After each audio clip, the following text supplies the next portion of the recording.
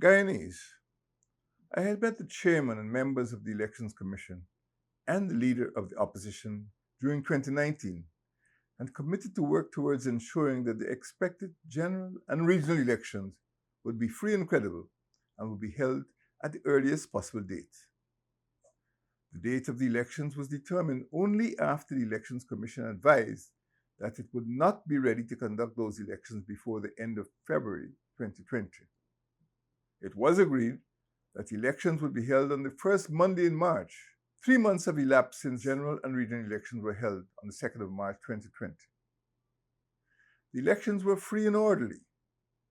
Subsequent events resulted in the prolongation of the electoral process well beyond the deadline for the declaration of results.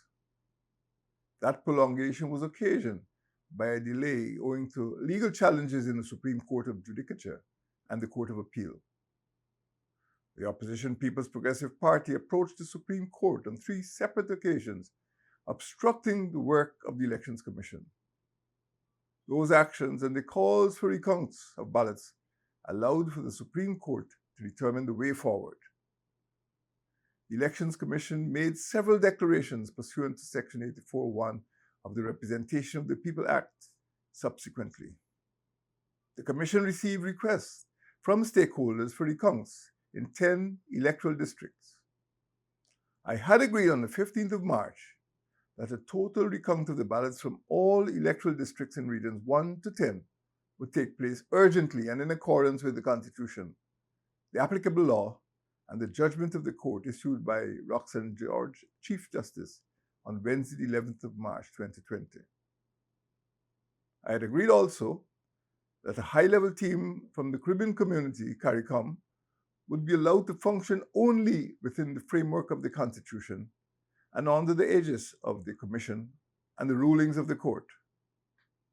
The Elections Commission then initiated a legitimate, transparent post-election process, which is well known and widely supported by the government and opposition, and which is expected to eventuate in an acceptable outcome through 4 sequential stages. The recount of ballots, the first stage, follows the decision of the Elections Commission on 3rd of April 2020 that it would recount all ballots cast in the elections. The national recount of ballots began on the 6th of May and will end very soon. The report of the recount, the second stage of the process, will be compiled by the Chief Elections Officer. Everyone is aware of the numerous reports of irregularities, including unstamped ballots, deceased and migrant voters, and missing poll books. Those irregularities appear to have been committed intentionally, not accidentally, and demonstrate a pattern of manipulation of the electoral process. The Chief Elections Officer, in the circumstances, is obliged to present a matrix of the poll results of each electoral district, together with a summary of the observation reports of each electoral district to the Election Commission.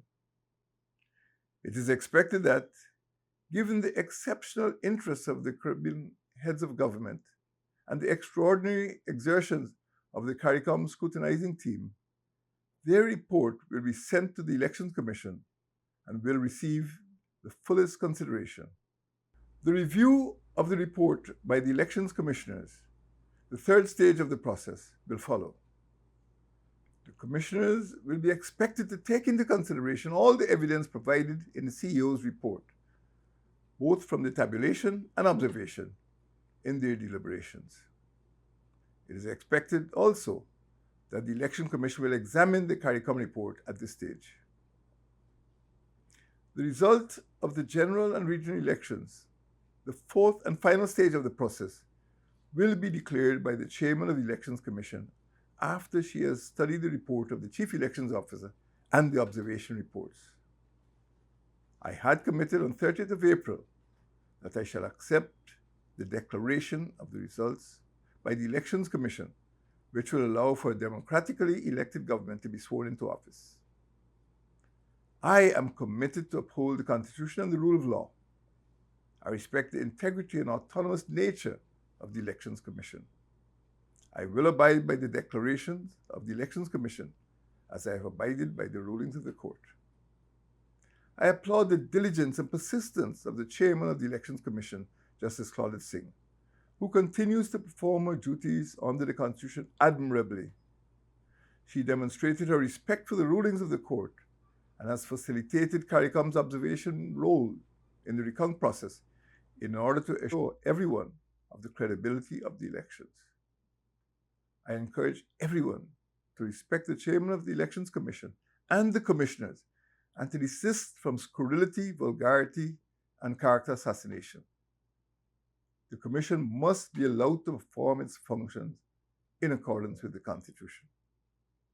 Guyanese, I encourage everyone to await the completion of the 4 stages: the current recount, the reports of the Chief Election Officer and the CARICOM observers, the review by the Elections Commission, and the declaration of the final results by the Chairman of the Elections Commission.